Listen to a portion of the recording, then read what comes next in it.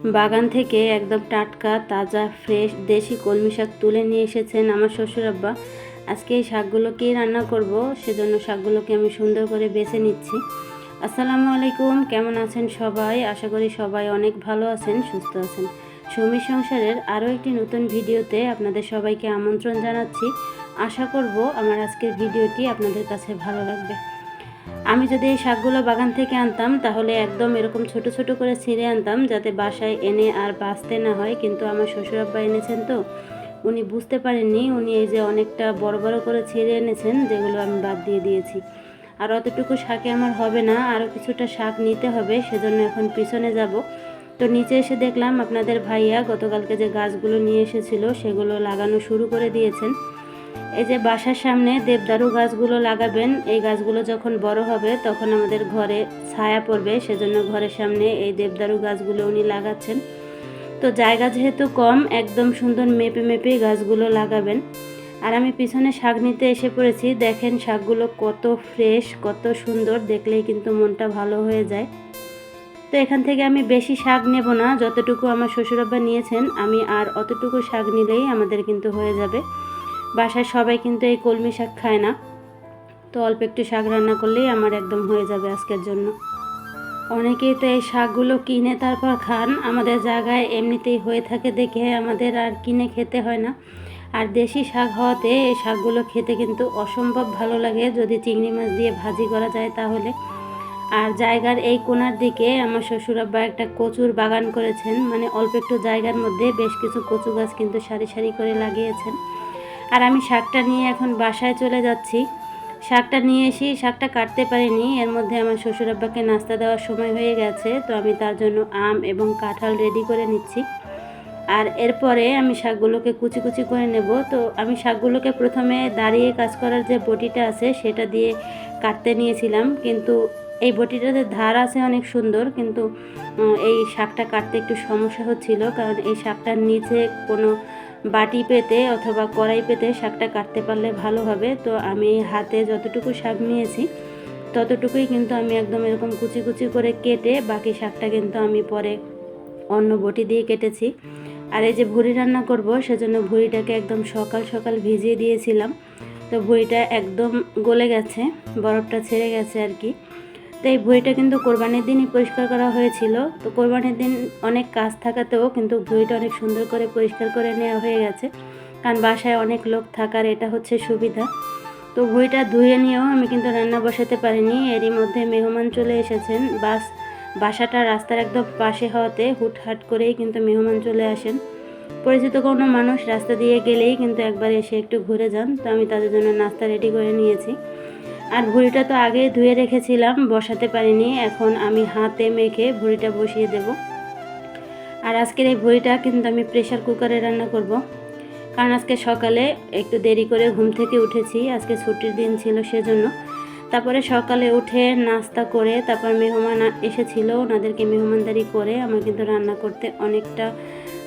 করতে আসতে অনেকটা দেরি হয়ে গেছে। তো এখন যদি এটা আমি প্রেশার কুকারে না দিই তাহলে আমার রান্না করতে অনেক দেরি হয়ে যাবে, যেহেতু আমাকে 1:30টার মধ্যে রান্না বাড়া কমপ্লিট করতে হয়।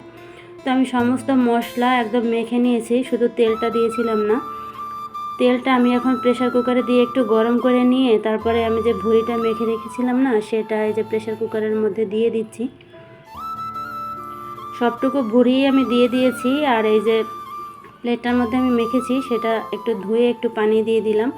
আর এখন একটু নাড়াচাড়া দিয়ে আমি প্রেশার কুকারের ঢাকনা লাগিয়ে এটাকে 7-8টা সিটি দিয়ে নেব। আর শাকটা যে কুচি করে রেখেছিলাম সেটা আমি বসিয়ে দিয়েছি ভাজি করার জন্য। এই শাকটা চিংড়ি মাছ দিয়ে ভাজি করলে অনেক ভালো লাগে, কিন্তু আপুরা জানেন আজকে না বাসায় চিংড়ি মাছ নেই, সেজন্য আমি এই শাকটাকে শুধুই ভাজি করব। তো চিংড়ি মাছ ছাড়া ভাজি করলেও শাকটা কিন্তু খেতে অনেক ভালো হয়েছিল। আর কুকারে যে ভুড়িটা বসিয়ে দিয়েছিলাম সেটা কিন্তু আস্তে আস্তে ছিটি দিচ্ছে, আর আমি অন্যদিকে রাইস কুকারে ভাত বসিয়ে দিয়েছি। তো আপনাদের ভাই আমাকে ডাইরেক্ট মানা করেছে রাইস কুকারে যাতে আমি স্টিলের চামচ অথবা খুন্তি দিয়ে নাড়াচাড়া না করি, তাহলে নাকি সে রাইস কুকারটা একদম ফেলে দেবে, আমাকে ব্যবহার করতে দেবে না। কিন্তু এই কথাটা নাড়া দেওয়ার পরে আমার মনে পড়ে। আর আমার এই যে কারেন্টের চুলাটা নষ্ট হয়ে গিয়েছিল সেটা সারিয়ে আনা হয়েছে, কিন্তু দুঃখের বিষয় হচ্ছে এই যে চুলাটার একটা কোণা একটু ভেঙে গেছে। যাই হোক, এতে কিন্তু রান্না করতে কোনো সমস্যা হবে না। আর আমি তো এদিকে রান্না করছি, আর ওইদিকে আপনাদের ভাইয়া কিন্তু গাছ লাগানো এখনও শেষ করতে পারেনি। এখনও কি বলছি, এখন তো বাজে মনে হয় দুপুর 1টা, কিন্তু সে গাছ লাগানো শেষ করেছে সন্ধ্যার সময়।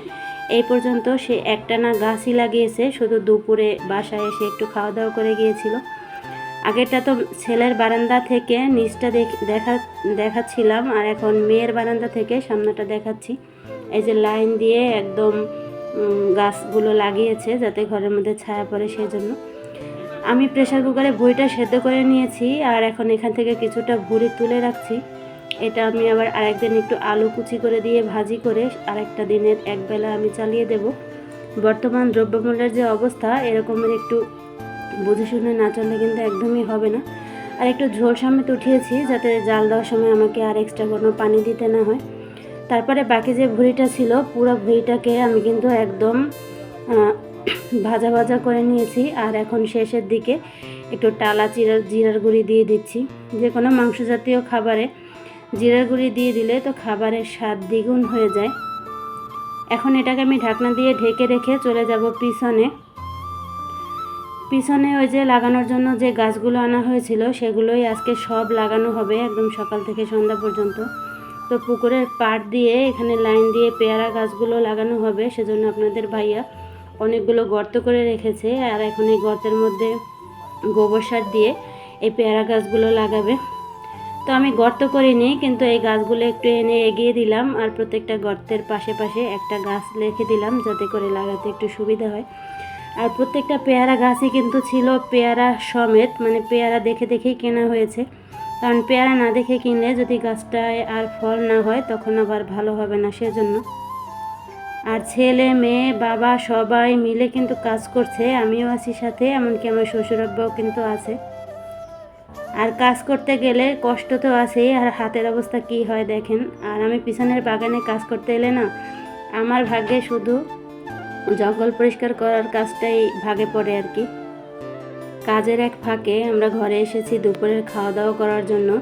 আমরা কিন্তু এখনও কেউ গোসল করিনি, শুধু ভালো করে হাত পা ধুয়ে তারপরে ঘরে এসেছি, কারণ আমাদের গাছ লাগানো এখনও শেষ হয়নি। আর আমার মেয়ে একটু আমাদের আগে এসেছিল, ও এসে আমাদের জন্য খাবারটা রেডি করেছে। তো ওই যে শাক ভাজি করেছি, ভুড়ি ভুনা, তারপরে করলা ভাজি, আর সাথে কলা তরকারি রান্না করা ছিল।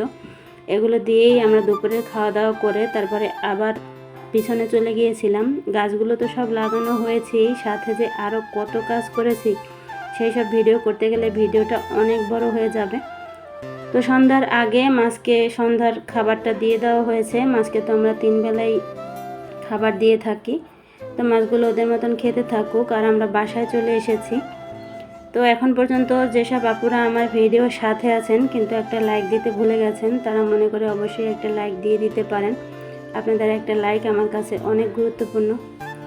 বাসায় এসে এখন একটা কাঁঠাল ভেঙে নিচ্ছি। এই কাঁঠালটা আমার সাইডেই যে জায়ের বাসা আছে ওনাদের গাছের। এই কাঁঠালটা কিন্তু খুবই ভালো, একদম শক্তও না আবার একদম নরমও না, পর্যাপ্ত পরিমাণ মিষ্টি, খেতে অসাধারণ লাগে। এরকম কাঁঠাল খেতে আমার ছেলে অনেক পছন্দ করে। কাঁঠাল উঠানো খুবই একটা বিরক্তিকর কাজ, কিন্তু কিছুই করার নেই, যতই বিরক্তিকর হোক এই কাজটা কিন্তু আমাকেই করতে হবে, আর কেউই এই কাজটা করবে না। আমার মেয়ে তো কাঁঠাল খাই না, কাঁঠালের ধারে কাছ দিয়েও সে হাঁটে না, কাঁঠাল ভাঙা তো প্রশ্নই আসে না। তো যাই হোক, হাতে সরিষার তেল মেখে কাঁঠালটা উঠিয়ে নিচ্ছি, আর আপনাদের কাছ থেকে বিদায় নিয়ে নিচ্ছি। সবাই ভালো থাকবেন, আল্লাহ হাফেজ।